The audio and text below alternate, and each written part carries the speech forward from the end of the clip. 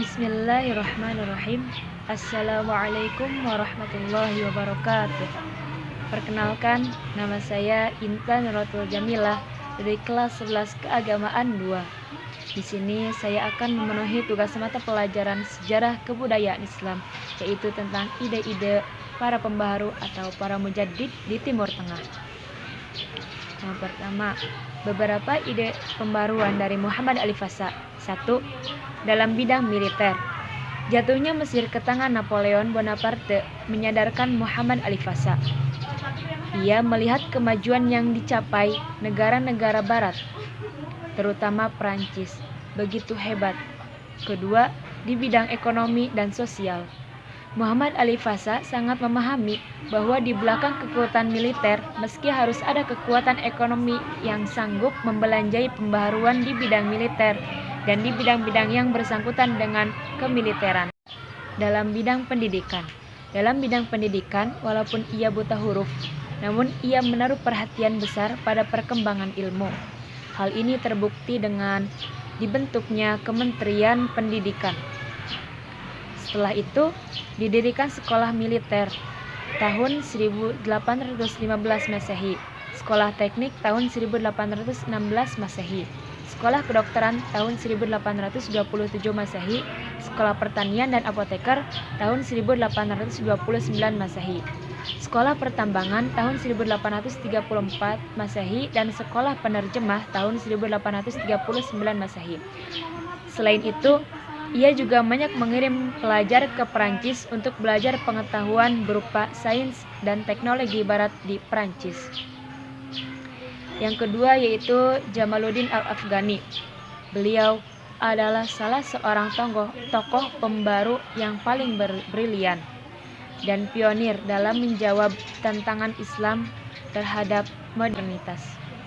Konsep-konsep pembaruan Al-Afghani ialah: pertama, musuh utama adalah penjajahan barat yang merupakan kelanjutan dari perang salib. Kedua, umat Islam harus menentang penjajahan di mana dan kapan saja. Ketiga, untuk mencapai tujuan itu, umat Islam harus bersatu atau pan-Islamisme.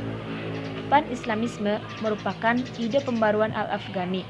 Dalam bidang politik, ide ini mengajarkan agar semua umat Islam seluruh dunia bersatu untuk membebaskan mereka dari perbudakan asing. Bersatu bukan berarti leburnya kerajaan-kerajaan Islam menjadi satu, tapi mereka harus mempunyai satu pandangan hidup. Dalam pengertian yang luas, pan-Islamisme berarti solidaritas antara seluruh muslim di dunia internasional. Tema perjuangan yang terus dikobarkan oleh Al-Afghani dalam kesempatan apa saja adalah semangat melawan kolonialisme dengan berpegang kepada tema-tema ajaran Islam sebagai stimulannya. Selain itu, beliau juga mengobarkan semangat untuk kembali ke teologi sunatullah dengan pemikiran rasional, filosofis, dan ilmiah guna mengejar ketertinggalan dari barat.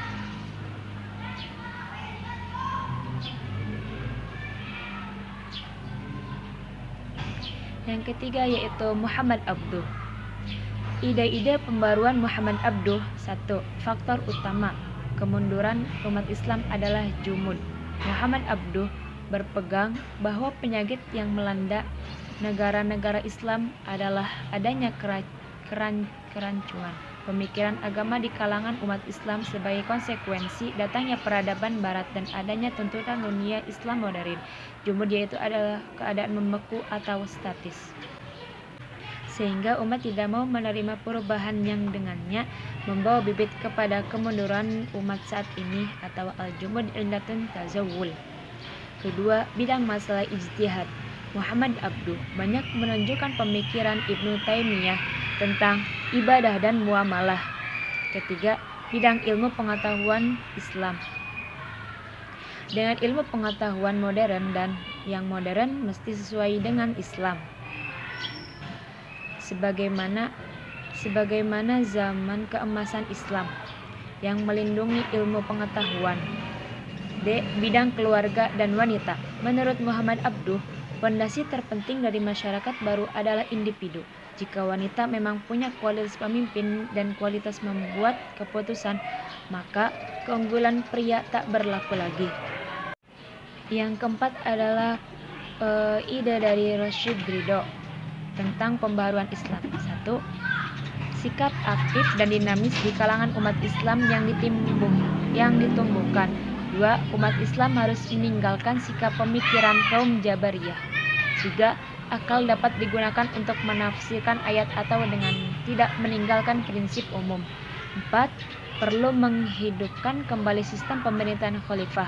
5. Umat Islam harus menguasai sains dan teknologi jika ingin maju. Kelima yaitu pemikiran dari Muhammad Iqbal tentang pembaruan Islam.